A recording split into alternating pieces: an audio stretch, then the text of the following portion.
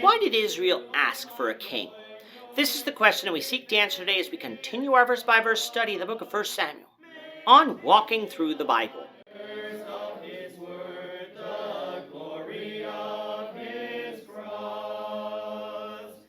Today we're going to be discussing 1 Samuel chapter 8, verses 1 to 9, but before we do that, let's read the passage.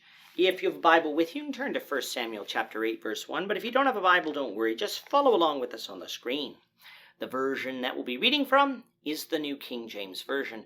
So 1 Samuel chapter 8, beginning at verse 1. Now it came to pass when Samuel was old that he made his sons judges over Israel. The name of his firstborn was Joel, and the name of his second Abijah. They were judges in Beersheba. But his sons did not walk in his ways. They turned aside after dishonest gain, took bribes, and perverted justice. Then all the elders of Israel gathered together and came to Samuel at Ramah, and said to him, Look, you are old, and your sons do not walk in your ways. Now make us a king to judge us like all the nations. But the thing displeased Samuel when they said, Give us a king to judge us. So Samuel prayed to the Lord, and the Lord said to Samuel, Heed the voice of the people in all that they say to you, for they have not rejected you, but they have rejected me, that I should not reign over them. According to all the works which they have done since the day that I brought them up out of Egypt, even to this day, with which they have forsaken me and served other gods, so they are doing to you also. Now therefore, heed their voice. However, you shall solemnly forewarn them, and show them the behavior of the king who will reign over them. Israel has repented of their idolatry and turned back to the Lord. The Lord has thus delivered them from the hands of the Philistines, ending the 40 years of oppression that began all the way back in Judges chapter 13, verse 1. Now we said that doesn't mean that the Philistines were gone for good. It's just that they wouldn't oppress Israel during the rest of the days of Samuel like they did during the days of Samson. Chapter 8 tells us that there has been another passage of time. In chapters 1 through 4, we followed Samuel from birth to a teenager, which brought us to about 1094 BC. In chapter 7, we found that 20 years had passed, bringing Samuel to about his mid-30s.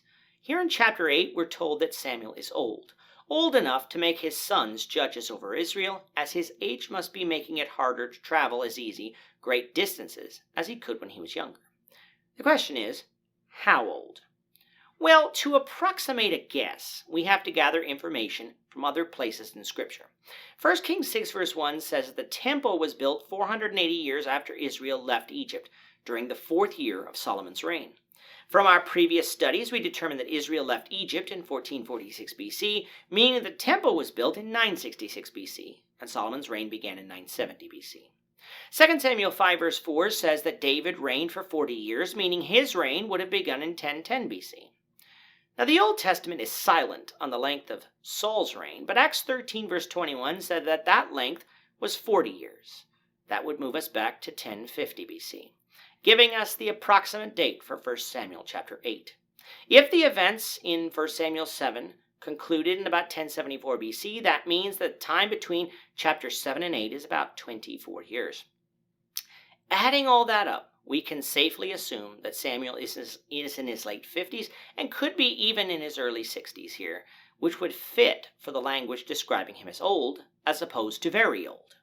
Now, just as it was with Eli, Samuel's sons were not like their father. They were corrupt. Their names were Joel, the firstborn, and Abijah. They were judges in Beersheba, which would have been in southern Judah. That they were judges there makes sense, for if Samuel is in Ramah, a town that is more central to much of the major cities in Israel at the time, and Samuel wasn't traveling as much, it would stand to reason that judges would be needed at the far ends of Israel's territory so that the people wouldn't have to travel as far. But again, Samuel's sons were not like Samuel, for they took bribes and perverted justice, something that would certainly rile up the people. And so it was, after years of enduring this, they came to Samuel with a demand. They wanted a king. They explained to Samuel that he was old, and to them couldn't do the job as a judge like he could before. His sons were corrupt, which was only making things worse. The nations round about them had kings that judged them and united them together. Therefore, they wanted to be like those nations. If this is truly about 1050 BC, then we are about 400 years removed from Israel leaving Egypt and about 300 years into the period of Judges. Who was king over Israel during that time? God was king. Not man, but God. God spoke through his judges, and then in the past 50 years, he began to speak through his prophets like Samuel. God was their deliverer from their enemies. The law that had been made, the law of Moses, was a law centered around honoring God. When we take a look at our system of laws today, what are they centered around? Obedience to our government. Sometimes that government would be in the form of a democratically elected representatives. Sometimes that government would be in the form of unelected representatives. Or sometimes that government would be in the form of a singular dictator. But regardless, laws are made by the leaders of the country and are aimed at obedience to them. Our governments protect us from enemies and help provide the means that ensures our society functions well. With the law of Moses, all laws were geared towards service to God. God was their king. He was their protector, and he was their provider. They had survived 400 years under his rule, even though for some of it they suffered because of sin. But they remained in the land, just as God had promised. There was no need for an earthly king. And yet Israel was not satisfied with that. They wanted to be like the nations round about them, the very nations that they should desire to be nothing like. But isn't this just a reaction to the corruption of Samuel's sons and the result of Samuel's age? Not when we see God's response to it. God tells a distressed Samuel that Israel had not rejected Samuel. They had rejected God.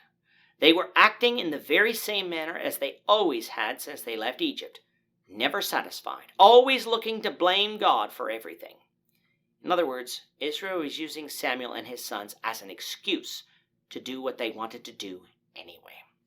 If it wasn't this, they would come up with another excuse. They wanted an earthly king, and God was going to allow them to have one. But before he did, he was going to send Samuel to warn them about what having a king would actually mean for them. We'll see that warning, the Lord willing, in the next lesson. With that, our time is up for today. The Lord willing, we hope you'll join us for tomorrow's discussion of 1 Samuel chapter 8, verses 10 to 22, as we continue our walk through the Bible, one verse at a time. Thank you for watching today's episode. We hope that you found it edifying and ask that you not only subscribe to our channel and podcast, but that you like and share this episode among your friends, so that the saving gospel of Jesus Christ can go out to the whole world.